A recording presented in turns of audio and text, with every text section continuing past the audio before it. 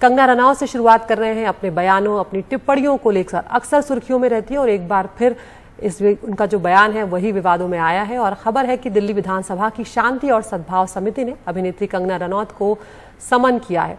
कंगना ने सिख समुदाय पर जो टिप्पणी की थी, अप्रिय टिप्पणी उसे कहा गया और उसी मामले में उन्हें समन किया गया है। 6 दिसंबर को उन्हें समिति के सामने पेश होने के लिए कहा गया है।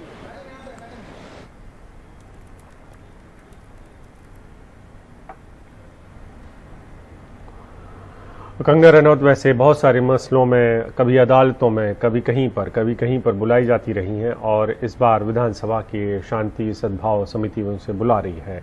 ये शांति सद्भाव समिति किस तरीके की है और किस तरीके से वो बुला सकती है, इस पर और जानकारी के लिए हमारे साथ शरद शर्मा। शरद, बताएं, ये शांति सद्भाव समिति क्या करती है और इसके पास कौन से अधिकार हैं जिनके तहत वो कंगना रनौत को बुला सकती है?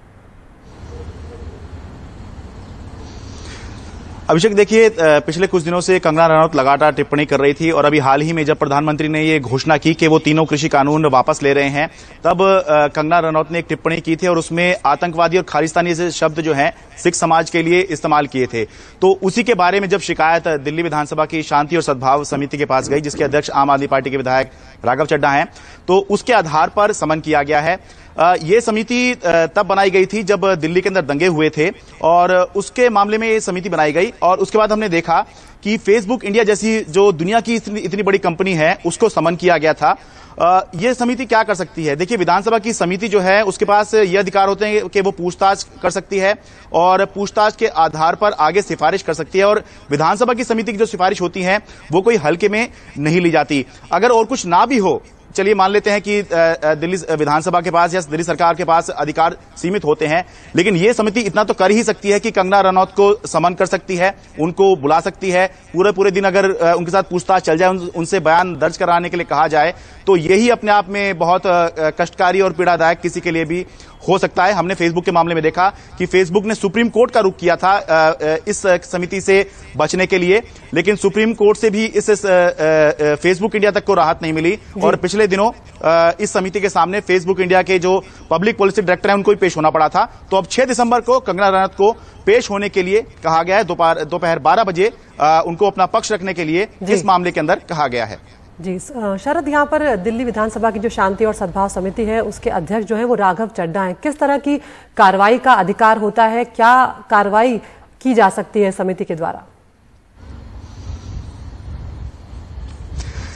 देखिए, अभी तक जो हमने देखा है वो ये है कि सबसे पहले जो कंप्लेंट आती हैं, कंप्लेंट्स को देखा जाता है कि क्या ये कितनी जेन्युइन है, उसके आधार पर फिर आगे कार्रवाई की जाती है। तो पहला फेज तो पूरा हो गया कि कमेटी को ऐसा लग रहा है कि हाँ, ये जो शिकायत है ये वैलिड है, तो इसके आधार पर समन कर लिया गया है। अब जब बुलाया गया है उनको, तो उनसे पूछताछ की जाएगी कि क्या आपने ये कहा है, आपने किस संदर्भ में कहा है और आप किसको इसके अंदर खालिस्तानी और आतंकवादी बोल रही हैं, क्योंकि संदर्भ ये था कि उस दिन प्रधानमंत्री ने तीनों कृषि कानून वापस लेने की घोषणा की थी और किसानों के बारे में ही ये क्लियर दिखाई दे रहा, किसानों के बारे में ही वो कह रही थी और टिप्पणी ऐसी थी कि हम उसको अपने चैनल पर बोल भी नहीं सकते, इस तरह की टिप्पणी की गई थी। तो कार्रवाई की जहां तक बात है, पूरी सुनवाई करने के बाद, पहले तो सुनवाई जो होती है वो बहुत लंबी हो जाती है। इसमें जो भी व्यक्ति जिसको बुलाया जाता है उसको पूरे जवाबों के साथ जो है तैयार होकर आना पड़ता है। तो पहले पूरे बयान दर्ज होते हैं और उसके आधार पर जो है कमेटी जो है आगे सिफारिश करती है और वो जो सिफारिश हैं वो कुछ भी हो सकती हैं और आमतौर पर देखा गया है कि अदालत भी जो है जो समिति की जो कार्रवाई होती है उसमें बहुत ज्यादा जो है दखल नहीं देती। हमने फेसबुक के मामले में ये देख लिया है कि फेसबुक बचना चाह रहा था, लेकिन सुप्रीम कोर्ट ने कहा भले ही विधानसभा के अधिकार सीमित हैं, लेकिन आपको पेश तो होना ही होगा, अपना पक्ष जो है समिति के सामने रखना होगा, क्योंकि ये शांति और सद्भाव, दिल्ली के अंदर शांति और सद्भाव बना रहे, उसके मामले में ये समिति जो है ये बनाई गई है। बहुत शुक्रिया शरद इस तमाम जानकारी के लिए। तो अब देखते हैं कि कंगना 6 दिसंबर को 12 बजे समिति के सामने पेश होती है या नहीं।